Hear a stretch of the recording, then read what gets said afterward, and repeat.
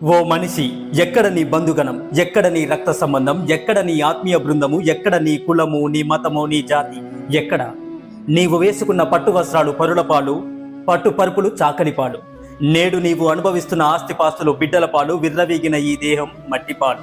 మరి నీవేంటి?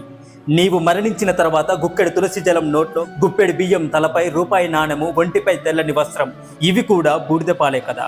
వీటి కోసమా పగలు ప్రతీకారాలు?